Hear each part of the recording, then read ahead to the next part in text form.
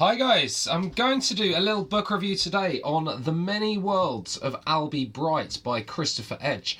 Now, I've reviewed two Christopher Edge books already, and if you check out my channel you'll hear my thoughts on those, but in a very similar way to the other two that I've reviewed.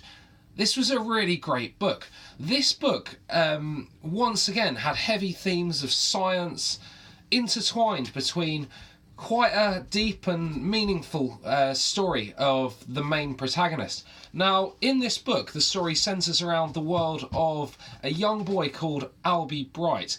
Albie's a boy in year 6 at a school in England. Albie's a boy who has sadly lost his mother. His mother has died of cancer. He's in quite a tumultuous state where he's having a tough time at school. He lives with his grandfather, and his father, who he'd really love to be there for him in this time of this sort of difficult time where he's trying to sort of rediscover himself and get over the death of his mother. His father is, on the whole, absent.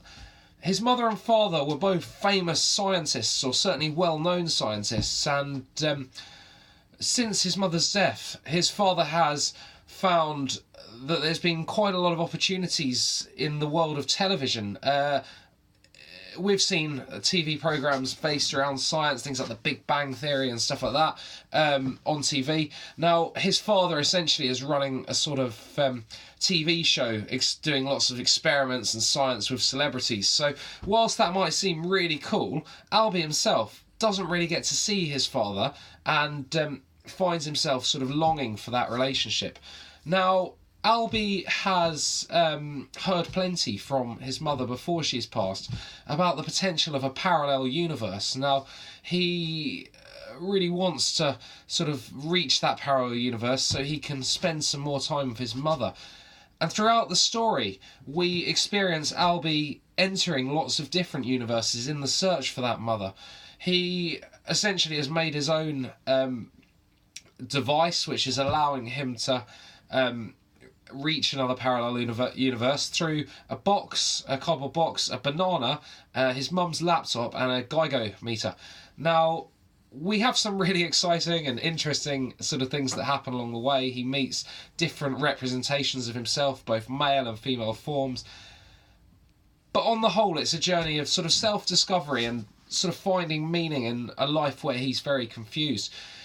Throughout the story, we see how Albie's relationship with his dad is strained, but as the story unfolds, he actually meets his father in a different universe, and it does emerge that his father's dealing with a really difficult loss of his wife, Albie's mother, in the way that he knows best, and that's to sort of carry on with his life.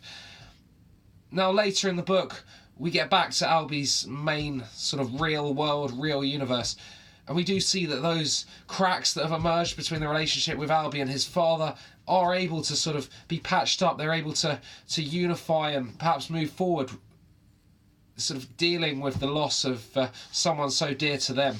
Now, that's a bit of an overview of the story. What I would love to say is these books are just so powerful in exposing children and adults to the world of science. There's some genuine scientific facts included, but there's also some make-believe and fantasy which makes that science sort of introduction to many people really exciting, funny and accessible. There's also some really powerful messages intertwined through that story. As I say, there's messages of loss, grief, friendship, looking at ways to deal with tricky situations, and it did get me thinking that even in the school I teach, the classes I teach, there are children that go through things very similar to this, and perhaps there's this book could act as a bit of an outlet to them and give them a different perspective of a situation that they're finding very difficult. I think Christopher Edge is doing some really wonderful things for children's books. I think he's as I say, opening up audiences to worlds and experiences that they perhaps wouldn't otherwise even think of encountering. If he can inspire children to love science, to think more about the universe and the world around us, that is a truly excellent thing. really enjoyed the book. They're short books, these ones. This was, let me have a quick look. I think it's 191 pages, so it's a quick read. It's one that you can get done in a couple of sittings. I would say is certainly one that I'd recommend as an early year book in the new year with a class, to sort of get the love of reading nice and early and keep the pace of showing children that they can get through a book in a manageable and quick way. So really enjoyed it. Thank you very much for watching. As always, if you liked it, please do give me a thumbs up, and I'd love it if you subscribe to the channel. Sorry about the voice, I'm struggling a bit with a sore throat at the moment. Have a good one, guys.